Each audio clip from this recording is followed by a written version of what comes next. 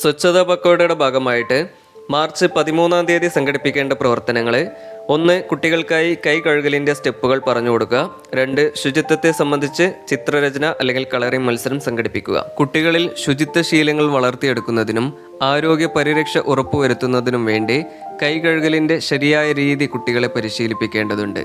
അപ്പോൾ ഇതുമായി ബന്ധപ്പെട്ട് പ്രധാനമായിട്ടും 2 കാര്യങ്ങളാണ് ശ്രദ്ധിക്കേണ്ടത്. ഒന്ന്, എപ്പോഴൊക്കെയാണ് കൈകൾ കഴുകേണ്ടത് എന്നതിനെക്കുറിച്ചും മറ്റൊന്ന്, എങ്ങനെയാണ് ശരിയായ രീതിയിൽ കൈ കഴുകേണ്ടത് എന്നതിനെക്കുറിച്ചും. പ്രധാനമായിട്ടും കുട്ടികൾ കൈ കഴുകേണ്ട സന്ദർഭങ്ങൾ: 1. ഭക്ഷണത്തിന് മുമ്പും ശേഷവും. 2. ടോയ്ലറ്റ് ഉപയോഗത്തിന് ശേഷം. 3. ചുമക്കുകയോ തുമ്മുകയോ ചെയ്ത ശേഷം. 4. മുറിവുകളിലോ അഴുക്കിലോ തൊട്ട് കഴിഞ്ഞാൽ. 5. വളർത്തുമൃഗങ്ങളെ തൊടുകയോ ഭക്ഷണം നൽകുകയോ അവയ്ക്കൊപ്പം കളിക്കുകയോ ചെയ്താൽ. 6. വീടിന് പുറത്തോ മറ്റോ കളിച്ചതിനു ശേഷം തിരികെ വീട്ടിലേക്ക് കയറുമ്പോൾ. അപ്പോൾ ഈ സന്ദർഭങ്ങളിലൊക്കെയാണ് കുട്ടികൾ കൈ കഴുകൽ ശീലിക്കേണ്ടത്. അടുത്തതായി കൈ കഴുകലിന്റെ വിവിധ സ്റ്റെപ്പുകളെ കുറിച്ച് മനസ്സിലാക്കാം. ആദ്യം കൈകൾ രണ്ടും ശുദ്ധമായിട്ടുള്ള വെള്ളത്തിൽ നന്നായി നനയ്ക്കുക. തുടർന്ന് ആവശ്യത്തിന് സോപ്പോ ഹാൻഡ് വാഷോ കയ്യിൽ പുരട്ടുക. അതിനുശേഷം ഉള്ളം കൈകൾ പരസ്പരം നന്നായി തേച്ചുരയ്ക്കുക. തുടർന്ന് 2 കൈകളുടെയും വിരലുകൾ പരസ്പരം കൊരുത്ത് വിരലുകൾക്കിടയിലുള്ള ഭാഗം നന്നായി തേച്ച് വൃത്തിയാക്കുക.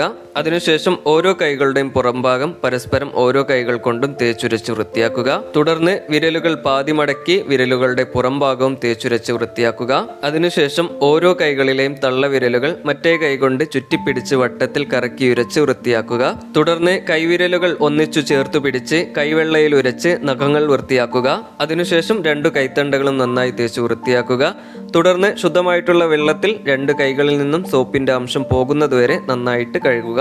ഏറ്റവും ഒടുവിൽ വൃത്തിയുള്ള തോർത്തോ ടവലോ അല്ലെങ്കിൽ ടിഷ്യൂ പേപ്പറോ ഉപയോഗിച്ച് കൈകൾ നന്നായി തുടക്കുകയോ അതല്ലെങ്കിൽ വായുവിൽ സ്വയം ഉണങ്ങാൻ അനുവദിക്കുകയോ ചെയ്യുക. അപ്പോൾ ഈ രീതിയിൽ കുറഞ്ഞത് 20 സെക്കൻഡ് വരെയെങ്കിലും കൈകളിൽ സോപ്പോ ഹാൻഡ് വാഷോ നന്നായി തേച്ച് കൈകൾ കഴുകി വൃത്തിയാക്കാൻ കുട്ടികളെ പരിശീലിപ്പിക്കണം. അപ്പോൾ ഇത് ലളിതമായിട്ടുള്ള കളികളിലൂടെയോ ആക്ഷൻ സോങ് പോലെയുള്ള പ്രവർത്തനങ്ങളിലൂടെയോ കുട്ടികൾക്ക് എളുപ്പത്തിൽ മനസ്സിലാക്കാൻ കഴിയുന്ന രീതിയിൽ പരിശീലിപ്പിച്ചെടുക്കാവുന്നതാണ്. കൈ കഴുകലിന്റെ സ്റ്റെപ്പുകൾ അടങ്ങിയിട്ടുള്ള ഒരു ആക്ഷൻ സോങ് ഇതോടൊപ്പം നൽകിയിട്ടുണ്ട്. ആവശ്യമെങ്കിൽ നിങ്ങൾക്കത് ഉപയോഗിക്കാവുന്നതാണ്.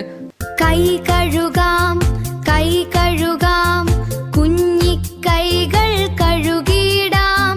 അഴുക്കു വേണ്ട, അസുഖം വേണ്ട, മിടുക്കരായി വളർന്നിടാം. വെള്ളമൊഴിച്ചു നനച്ചിടാം, സോപ്പ് പതച്ചു തേച്ചിടാം. ഉള്ളം കൈകൾ തിരുമ്മിടാം, പുറം കൈ രണ്ടു മുരച്ചിടാം. വിരലുകൾ കോർത്തു തേച്ചിടാം, പിന്നെ മടക്കി തിരുമ്മിടാം. തള്ളവിരൽ ചുറ്റിയുരച്ചിടാം, കുഞ്ഞൻ നഖങ്ങൾ ഉരച്ചിടാം. വെള്ളമൊഴിച്ചു കഴുകിടാം, തോർത്തു കൊണ്ടു തുടച്ചിടാം. ഒടുവിൽ ടാപ്പു മടച്ചിടാം.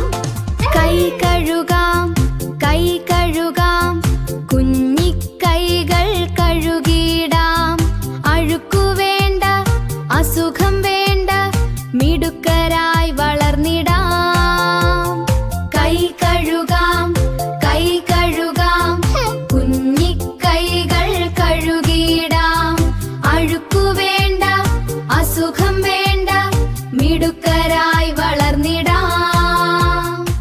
അടുത്തതായി ശുചിത്വവുമായി ബന്ധപ്പെട്ട് പ്രീസ്കൂൾ കുട്ടികൾക്ക് ചിത്രരചനാ മത്സരമോ അതല്ലെങ്കിൽ കളറിംഗ് മത്സരമോ സംഘടിപ്പിക്കേണ്ടതാണ്. കുട്ടികൾക്ക് ലളിതമായി മനസ്സിലാക്കാൻ സാധിക്കുന്നതും ശുചിത്വവുമായി ബന്ധപ്പെട്ടിട്ടുള്ളതുമായ ഒരു വിഷയത്തെ ആസ്പദമാക്കിയാണ് ഈ ഒരു മത്സര പരിപാടി സംഘടിപ്പിക്കേണ്ടത്. അപ്പോൾ 13-ാം തീയതി ഈ 2 പരിപാടികളാണ് സ്വച്ഛതാ പക്കോടയുടെ ഭാഗമായിട്ട് നമ്മൾ അങ്കണവാടി തലത്തിൽ സംഘടിപ്പിക്കേണ്ടത്. 2 പരിപാടിയുടെയും ഫോട്ടോയും ചെറു വീഡിയോകളും എടുത്തു വെക്കാൻ പ്രത്യേകം ശ്രദ്ധിക്കണം. അപ്പോൾ ഇത്രയും കാര്യങ്ങളാണ് ഇതുമായി ബന്ധപ്പെട്ട് നിങ്ങളിലേക്ക് പങ്കുവെക്കാനുള്ളത്. തുടർന്നുള്ള പരിപാടികളുടെ വിവരങ്ങൾ തുടർന്നുള്ള വീഡിയോകളിലൂടെ നിങ്ങളിലേക്ക് എത്തിക്കുന്നതായിരിക്കും. അപ്പോൾ ഇത്തരത്തിലുള്ള വീഡിയോകൾ നിങ്ങൾക്ക് ഉപകാരപ്രദമാകുന്നുണ്ടെങ്കിൽ വീഡിയോകൾ ലൈക്ക് ചെയ്യാനും തുടർന്നും ഇത്തരത്തിലുള്ള വീഡിയോകൾ ലഭിക്കുന്നതിനായിട്ട് നമ്മുടെ പോഷൻ മാസ്റ്റർ എന്ന ചാനൽ സബ്സ്ക്രൈബ് ചെയ്യാനും മറക്കരുത്.